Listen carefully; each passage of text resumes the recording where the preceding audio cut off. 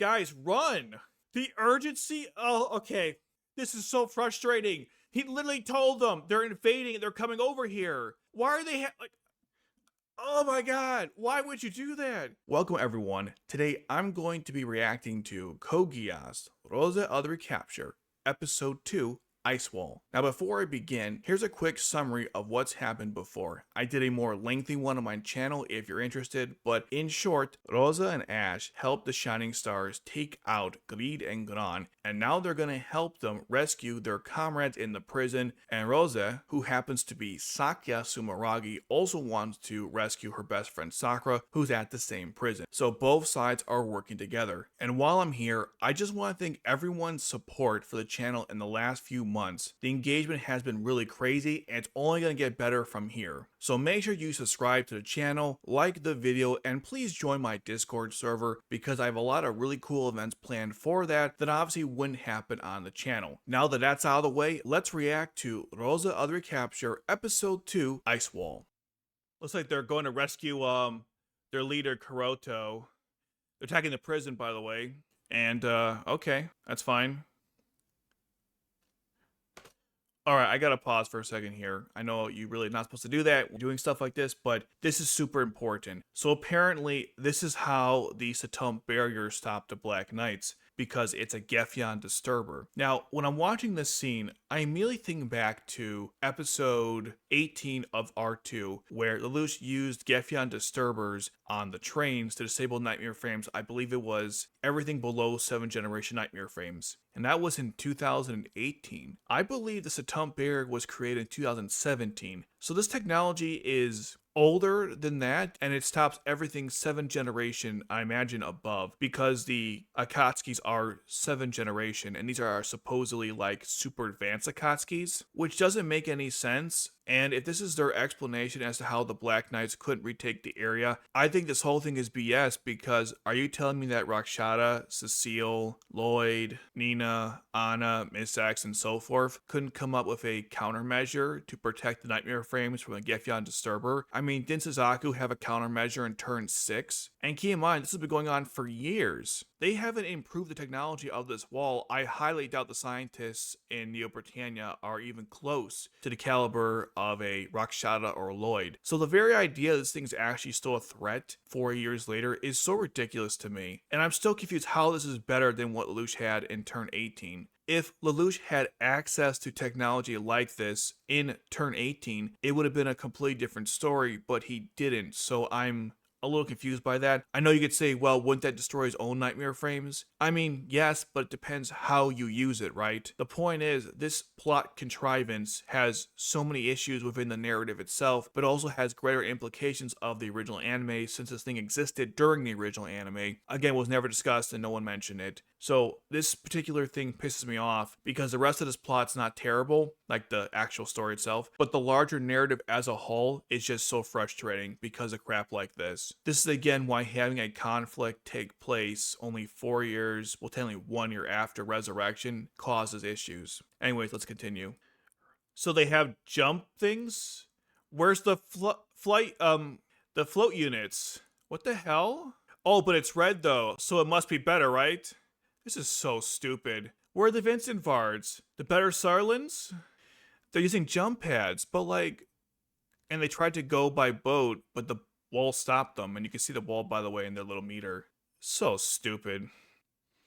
Do you guys like Yuri's design? I'm not a fan. Oh, look at that. Doggy. Yeah, Ash likes the doggies. What the hell is Lupin the Third doing in here? He's so annoying. Oh, he's insulting the two of them, I guess? I don't know. Alright, that's I guess kind of funny. Hey, don't hurt the Shibuya dog. It's kind of cute. Why has no one noticed that he has like tattoos on his body and marks? Also, Yoko's like the Millie of this group. Okay, great. I think this is how they reveal that Ash is a virgin, because he was very like timid in front of Yoko. I don't know. By the way, there's no recap of the last episode here, so I'm guessing what they did was, for the first film, they had one, what's the word, prologue for the first 3 episodes, so in the next film they'll have a new prologue. But yeah, Ash is a virgin because, as you saw, he was timid in front of Yoko. and Yoko's apparently a whore for men, or not men, but she's thirsty, not a whore, but she's thirsty for men. Can you imagine being in the theaters and having to hear this intro 3 times? Dude, I mean, I would have lost my shit. That's so obnoxious. As I said, the Justice League film, which was the last 3 episodes of season 2, didn't have any intros, period. It actually felt like a film. This was a lazy slap together thing where you have like 3 episodes and you basically just put them together one after the other. So annoying. I know, I hate the visuals for this, as you guys know. It doesn't feel like Kogias at all, but whatever. The sooner we get through this, the better. But yeah, there we go. And there we go. There's Roze using his Gias to do his thing. Did I say his thing? I meant her thing. My bad. All right, here's our prison. There he is. Not Jeremiah. Everyone thought it was Jeremiah, but joke's on you. It's not Jeremiah. So he was the security guard for Jugo. Here's Arnold, by the way. Also, is that like the new Valletta? Like the male version? A dark-skinned guy who works for him? Also, they're setting up this like connection where, you know, Todo was the protector of Katase, and now Kuroto was helping out Jugo. So I guess that's what they're trying to like replicate that whole thing. If you think about it, they're basically recreating Stage 17, only not as good. So here's Arnold. He's one of the Einberg members. I think I said it already. And there's something interesting about him, which I won't spoil here, but there we go. The male version of Valletta. Don't worry, you'll die anyways, probably. Who the hell is this guy? Where was he beforehand? Oh, God. Here she is. Catherine. God, the fan service in the show is just insane. The kittens from before. All right. So that was the prison from the exclusive trailer. I thought so. And don't worry, you will. Don't worry about that. At least you'll try to anyways. Indeed, that's true. Their plan was to rescue Sakia for a while now. Oh, it's got a passenger seat. That's kind of cool. In the other Nightmare frames, they never had that before. Pretty sure the Lancelot didn't have that, or all the Nightmare frames. So it must be a new thing they added for, I guess, Nightmare frames post-Resurrection or Zero Requiem. So they're gonna go together. Also, he has like a little like thing used for planes. I think it's cat themed too. Very appropriate. Looks like he just typed it in like normal Nightmare frames. I don't recall the USB being plugged in there. I might have just missed that. So here's the prison.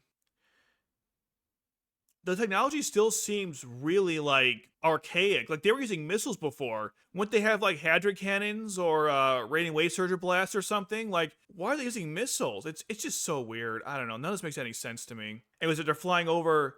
Are they flying over the Satup wall? Wait a minute. Is the Satup wall even activated here? There it is, right? They're on the rocket, right? So the wall's on the other side of the Satup barrier? Oh, the animation there was not good. Oh my god, that was bad. That's pretty good though. You know, little in and out. Shaky cam. Okay, so they're crashing in, and I guess the Satup wall was the other side. Okay, makes sense. By the way, that's from the exclusive trailer too. I recognize the sound from that. Yeah, Roze, wake up, buddy. That's super awkward because you know the truth, but that's funny. So they were attacking from the other side of the prison in the opening of this, and they went the other direction. Okay, looks kind of cool. When the Night Frame designs, again, I have mixed things about them. At least the way they're animated, right? The designs of them. No, sorry, not designs, just the animation. Not too heavy on CGI compared to Akito. Also, no conditions here, so I guess Saki can give conditions or not for the Gias power. Alright, everyone's free. Same outfits from Resurrection, I believe, if I'm not mistaken. The same, like, prisoner thing. Was it Resurrection? I don't know. Oh my god, guys, what? Of course you have the Haruka scene of her anus in your face. God, the originality of the show is fantastic. Okay. The new Colin, everybody. She's like, the fuck? Oh, okay, that makes sense. They don't even say it's been 4 years. What the hell? God, the show is like, just say it's been 4 years or something. Oh my god. We're flying together. I know, the best friends. This is a very sweet moment. Oh, she's talking about how, I guess, what was it? When they were, after they were separated, she still pretended to be Sakura for her sake. Okay, that's what you meant there. So that was Sakura. Got it. Okay. But why do they look alike though? Like, I get she's her double. Why do they look alike? By the way, that ship is just like the oh my god, the selfie. The first OnlyFans girl in Code Geass. But anyways, that ship is like the one we saw in the original anime. So they're using, like, I'm talking like the first episode of like Code Geass. So they're using old technology here. That's so weird. Okay, so it's just like stage 2 where they took the Night Friends of the enemy to use against the forces there. This also explains why we're gonna see Catherine attack the Camdens. So there you go. It's kind of oh my god. Wait, why are they green though? Who has a green nightmare frame? He's not here. Whatever. Anyway, so we're getting to this fight here, and looks like Haruka's kicking some ass. Man, these angles, they're really copying Colin there. Guys, come on. So the Camdens are better than the Akatskis. How are they better than Akatskis? That doesn't make any sense. Like, are these things better than Sarlins too? Like, plot contrivance of plot contrivance. They don't have any advanced weapons. Where's their Hadra cannons, or radiant wave surgers, or buzz saws, or float units, Blaze Luminous, Varus, MVS? Nothing. How are they stronger significantly? This is so stupid. You never seen a knife frame like that before? Ever heard the Lancelot buddy? They look quite similar. These people are so dumb. Guys, run! The urgency? Oh, okay. This is so frustrating. He literally told them they're invading and they're coming over here. Why are they like? Oh my god! Why would you do that? He told you they were she's on their way there. Oh my god, the e-girl of Britannia. God, Catherine. No way. It has this like. I can't right now. My brain is hurting me. That was really cool, by the way, animation-wise. This is so dumb. He told you they were coming. You gingerly walked to the damn thing. You should have ran over there. This is so dumb. And also, you're surprised it took out Camden's? It's a stronger nightmare frame. The surprise Pikachu faces in this one scene is just hurting me. This is so... I'm trying really hard to just enjoy this, but like, I hate when characters act so gingerly. There's no reason to. That shouldn't have happened. I mean, yeah, they got on the shuttle and they would have escaped. They would have been fine. Oh my god. This episode, what the You know, now I'm thinking about this, they could have handled this 1,000 different ways. I mean, they did it like in the middle of in open space to do this. Ugh. So dumb. Just like Toto. Freaking copying moments from the original anime, without them being earned. This is such bullshit.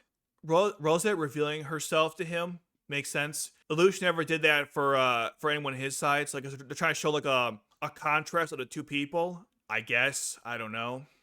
See, again, it's just like stage 17, but it's not the same. Oh my god. Ugh. Alright. Ashley's into slowdown mode. The after image is. Okay, this is a bigger implication. So these people were involved in Britannia's like military back in the day. Why wouldn't Lelouch have purged them from like, oh my god, this is so ridiculous. Then when did they, what?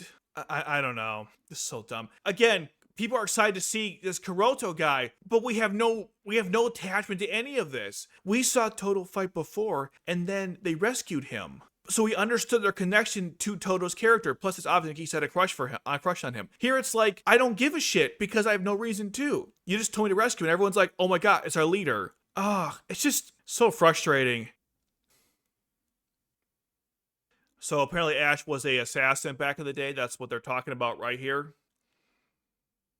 Yeah, he has no idea what he's talking about because Ash didn't have a brother. Well, sort of. This fight's pretty awesome. He's fighting with a sword? Arnold's Nightmare Frame is so lame. And by the way, at least it's lame from the weapons. By the way, what exactly did his drones do? Okay, finally, we're seeing them. So it looks like those shields, they can spin like a rotary blade, like the things that the Gekkas and Akatskis use. Dude, you're not Arnold. You're not Bradley. Piss off. So it can protect it from different things. But wouldn't the Blaze Luminous should be more effective? They have Sakuradai, right? I don't know. Here comes Begisa Zeta. It's still pretty cool, I'm not gonna lie. The guy's attacking with like a crappy sword. I don't know. Defies all logic. I mean, it's just moving faster, dude. Your technology seems to be similar to the Nagi Chumin. Why would you be surprised? Why is anyone surprised by any of this? Okay, sure, yeah, you took it out. Alright. Yep. Falcon Punch! It is supposed to be like a Jeremiah thing. You know, remember how he was like the red when Colin took him out in Narita? But again, it doesn't have the same, like... I don't know this person to give a shit. We had so much time with Jeremiah prior to this. I don't know anything about this guy, so why would I care? That's why I'm so frustrated about this episode. Okay. Anyway, they're celebrating. Pretty good stuff. God, Oda's such an asshole. Yep. The boobs hugging as usual. Everyone's really happy, so that's something, I guess.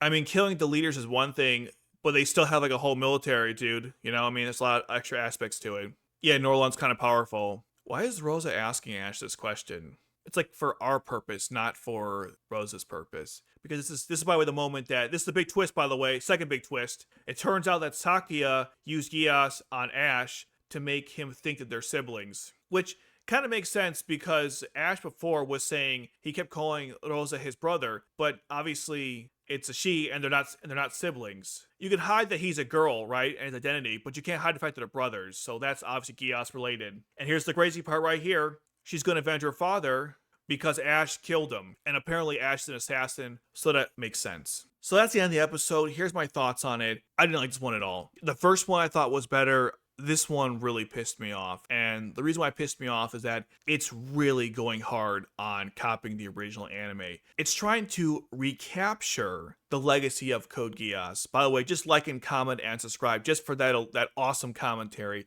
But the point is, they're trying to recreate events from the original anime, but they don't understand why those events worked. I talked about this in my Democles video if you're interested, but essentially, the reason why those past things worked, like with say Stage 17, is because we had more time with the characters to give a shit. The problem with this particular episode is that we're rescuing Kuroto. I don't know anything about this guy. I know the 7 Shining Stars like him. We've spent almost no time with that organization either. Everything is just so rushed. So I don't have the same level of intimate knowledge of these characters. That's the problem with this episode. Even with Toto, we meet him in, I believe, like even early on, was it episode 4 during the rescue of Suzaku? So we're already aware of his presence, and then he helps out in stage 11 during, well, stage 10, 11 during Narita, and then he's captured in 15, I believe. Then they rescue him in 17. So you spend a lot of time with this character. So when the rescue occurs, it's a huge deal. You can understand why the JLF members are excited to break him out and why Toto's excited to work with them. But here, this is episode 2. There are so many, how do I put this,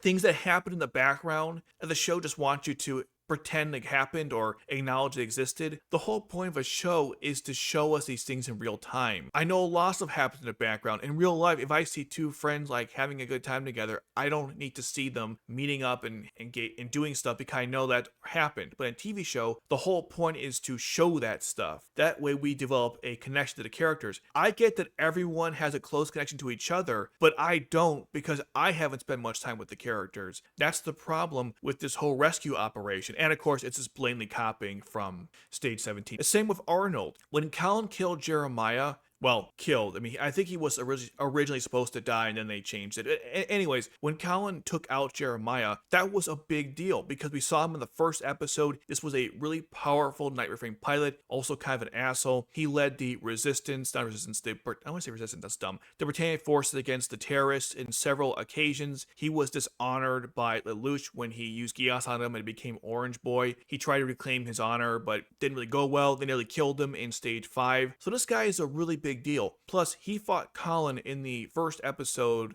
was it twice? Right? Well, actually, no. For once in episode 1, then once in episode 2, and then they had the rematch in stage 10. So when she takes him out, it's a huge deal because we had so much build up to that moment. Arnold and Ash have only one little flashback that happens in the middle of the fight where Arnold knows who Ash is. So the impact just isn't there. And I didn't complain about this when it came to Gleed and Ron because they're throwaway villains and the show doesn't want you to care about them. But here, the show wants you to care about Arnold. But why would I care about him? Because we've seen him for, 10, 15 minutes on screen? Like, him dying, going like, I don't want to die here, damn you all to hell. It's like, who are you? Why should I care? Were you ever a threat? Do you have any reputation within the Neo-Britannian Empire? Like, just questions galore here. That's the problem with this stuff. They're trying to, shove so much shit at you. This is what happens when you have 12 episode seasons as opposed to 24, where you can spend more time with the characters. That's why R1 is so good and R2 as well. You have more time to spend with the characters. So when things happen, you give a shit. Here, I don't give a shit. Another problem too is when and I was talking about it as I was watching it, but when Sakura is going to the shuttle to escape, she's taking her sweet time to get there with the guard. The guard told Roze earlier that one of the New Britannian, I guess, Einberg members, I know I said New Britannia Einberg members, but anyways, one of the Einberg members is on her way. I believe he said Catherine or the Vice, whatever. So it doesn't really matter. The point is, she knows a really powerful enemy's on their way, and they're having like a fun talk as she goes to the shuttle. Run to that shuttle and get the hell out of there. It's so contrived. Like, why is everyone acting so gingerly? I hate this in story, not just here, but where the characters need to do this like now, and everyone's acting like, oh, we have like 10 years, 20 years. Like, you had a warning and you still took your time to go and walk to the shuttle. I don't care if she can't run because of her high heels or whatever. Just run there. If you need, let's say, Sakuya to carry her, if she can, or the guard to carry her, but like, run to the damn shuttle and take off. If they take off, I don't think Catherine can get them.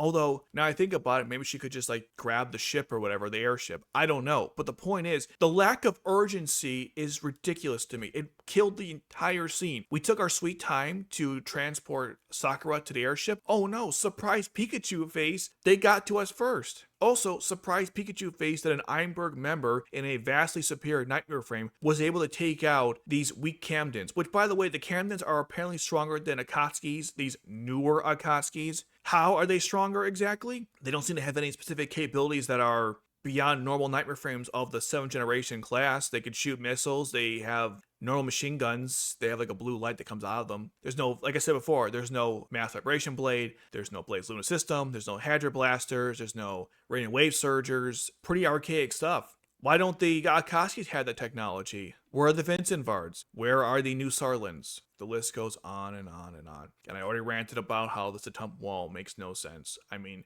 how they don't have a countermeasure for this damn thing after 4 years later is an insult to everyone in this series. So when you remove all those things, okay, these are serious problems with the episode. It was okay. There's some good character moments between Ash and Roze and the 7 Shining Stars. Apparently, Yoko is a thirsty girl, just like Millie to some extent. Although, was Millie that thirsty? I guess she kind of was. Ash is apparently a virgin, takes care of the dog, so that's kind of cute. That Oda, is that his name? On the 7 Shining Stars, the most annoying character ever. He won't die, of course, but God, he's so annoying. But removing him, it's great. The celebration part at the end was nice, because they did rescue him. So I at least appreciate conceptually why that'd be a big deal to everyone. Although the way that Roze was talking about like how they've crippled Neo Britannia and they're close to taking them out, I mean, how would I even know that? Oh god, now I go back to negatives. Well, here we go, more negative stuff. Actually, before we get to that, the Neo Britannia Empire, I'll put a pin on that. Before I get to that, the reveal that Roze used her Gias on Ash to be or act as her brother, and also, yeah, Ash's brother. I know I said also there, but Ash's brother. I love that twist. And they also show the flashback of when they met, so there's some little added context we're going to learn about later on. And we also learned that Ash is an assassin who killed her father, and she wants to avenge him by killing Ash. Which means that Ash was involved in the invasion of Britannia, or the Kaido block. So that was actually kind of cool. Now back to negatives. So Roze was saying that killing 3 Einberg members brings us closer to stopping Neo Britannia. But the problem is, we have no idea why that be the case. We don't know how many Einberg members there are. We don't know how they're even maintaining control of the area. Do they have like a government bureau that's holding it? Like, we don't know anything. Think about this for a moment, right? In the original anime, how do we know that Britannia had control over Japan? Because of the government bureau in the Tokyo settlement. Take over that settlement, or the bureau rather, and you control Japan. That was the entire basis for the Black Rebellion in the end of season 1. We knew exactly that if you take out that area, because Lelouch of course told us this, and honestly, exposition in that situation was very useful. But anyways, Lelouch told us that, and that's why we understand what it would take to retake Japan. To retake Japan, whatever. It's early in the morning, what do you expect? But here, killing 3 Einberg members could be meaningless. Those were also lower ranked ones. I mean, if Norlon is stronger than all of them put together, then who cares? They haven't crippled their scientists. They took out 3 lackeys. No offense to Arnold, Grid, and Gran. Well, all the offense to them because they all kind of suck. But putting that aside, there's no context or anything to latch onto. The original anime, like I said, they were very clear on showing us the government bureau in so many episodes and showing where the viceroy stood and all this information. So not to repeat myself, but they made it very clear how Britannia controlled Japan. Here, there's just nothing there. They're just saying things and none of it makes any sense. So this episode really hurt my brain. I guess if you don't think about it, it's not bad, but there's just so many things that are not explained in this, and it's super frustrating as someone who gives a shit about this to see the show in this state. And as I told you guys many times, I want the series to succeed. I wanted to make more Code Geass content, maybe adapt Oz Reflection one day. That's never going to happen. But can you imagine if they did, though? That'd be pretty cool, but it won't. But here, I don't understand. How did a Japanese audience watch this and say, yeah, this makes sense. This is good. These are fans of the series. These are bigger fans of it than I am. And let's be clear, I wasn't even looking for these problems while I was watching the episode. They just kind of like came to me because I have a backlog of information where I can refer to older things to when watching this series. And they did that on purpose, according to one of the voice actors. And this is a sequel to Resurrection, so it should have some connection to prior events. But these connections don't seem to earn. They seem all over the place, and it's super frustrating. I hope episode 3 is better, but I'm going to give this one a 3 out of 10. Maybe a 4 out of 10 being very generous, but I'll go with that because there was some good action sequences and the character scenes were great. The major plot made no sense, and there are still bigger problems with the series as a whole that they have not addressed yet. We got the next film coming out next month. Hopefully that'll address certain things. I really doubt it though, because the show started off already behind if you think about it, and they've been trying to catch up ever since. Also, they haven't really gotten any more details about the world building, so that prologue from the first episode still sucks. I hope that the third episode clarifies that. Another thing too, we don't even see Cherish Britannia yet. That one guy we saw looks like Canon Schneisel. Still haven't seen him yet in the show. We haven't seen Norlon yet. These are kind of important characters. I mean, the original anime, they always showed you the leadership in like every episode to make it clear who's in charge and how. I know it says like 3 times, but it's really important to emphasize that. So the world building there was great. The world building here is god awful, and this episode pissed me off. But let me know what you guys think in the comment section below. And as I said earlier, I actually did a recap of the first episode of Roze, Recapture, and you can watch that video right here.